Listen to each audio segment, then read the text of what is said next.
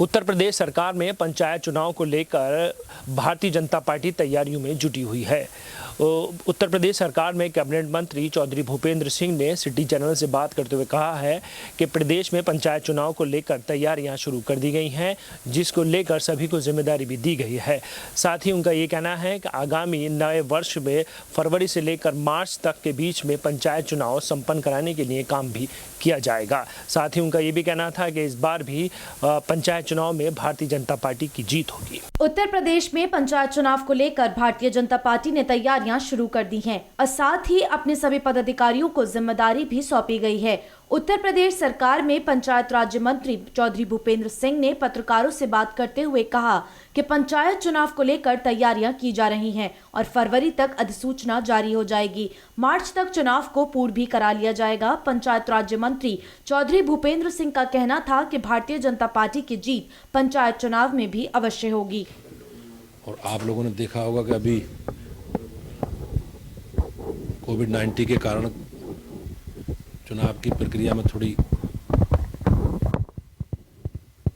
समय सीमा में कुछ देरी हुई है और ग्राम सभाओं का कार्यकाल 25 दिसंबर तक है और ब्लॉकों का कार्यकाल मार्च तक है और जिला पंचायतों का काल 16 फरवरी तक है, 14 फरवरी तक। लेकिन कोविड-19 के कारण कुछ गति इसकी धीमी हुई है, लेकिन अब सरकार ने माननीय मुख्यमंत्री ने निर्देशित किया है कि अविलंब पंचायतों के चुनाव कराने हैं।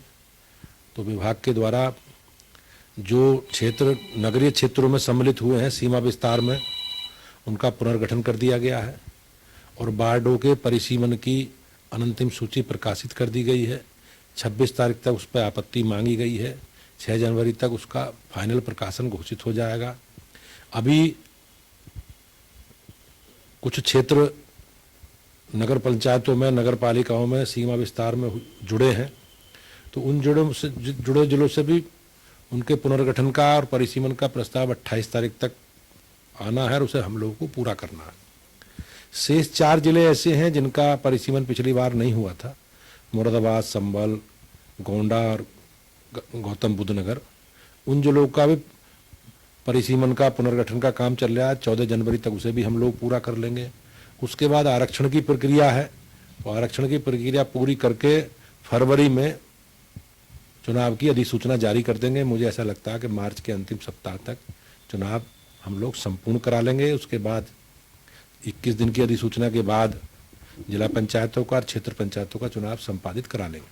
सर, इस बार क्या महिला उत्थान के लिए क्या संभावना या चर्चा इस तरह की है कि महिलाओं की सीटें कुछ बढ़ाई जाएंगी? नहीं, आरक्षण जो व्यवस्था है हमारी 33% बहनों के लिए आरक्षण है और सामान्यतः 43-44% महिलाएं पंचायतों में प्रतिनिधि निर्वाचित होकर आई हैं पिछली बार भी। तो 33% आरक्षण है महिलाओं का, उस आरक्षण को पूरा अक्षर से पालन किया जाएगा। सर, इस तरह की भी चर्चा है कि इस बार शैक्षिक आधार भी कुछ रखे जाने की चर्चा है और जो 2 बच्चों वाली शर्त है, क्या ये भी चर्चा में आया है या आने की संभावना है? नहीं, ये कई राज्यों ने इसे स्वीकार किया है। पढ़ी लिखी पंचायत और पंचायत के प्रतिनिधियों के लिए शैक्षिक योग्यता ये कुछ राज्यों ने तय की है और कुछ राज्यों ने 2 बच्चों के जिनके परिवार हैं उनसे अधिक लोगों पर लड़ने वाले लोगों पर चुनाव में प्रतिबंधित किया गया है। लेकिन उत्तर प्रदेश में अभी ऐसा विषय नहीं है, लेकिन माननीय मुख्यमंत्री जी के विशेष संज्ञान में है और उचित निर्णय उनके आधार पर ही होगा। संभावना है कि उत्तर प्रदेश सरकार भी इसको अपना सकती है?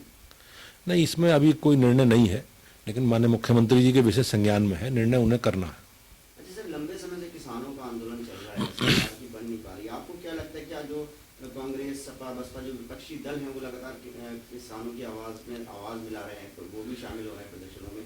क्या लगता है कि सरकार जो बिल लेकर आई है वो किसानों के हित में है और लोग विपक्ष के लोग, चाहे कांग्रेस हो या और दल हो, वे केवल अपनी राजनीतिक रोटी सेकने का काम कर रहे हैं।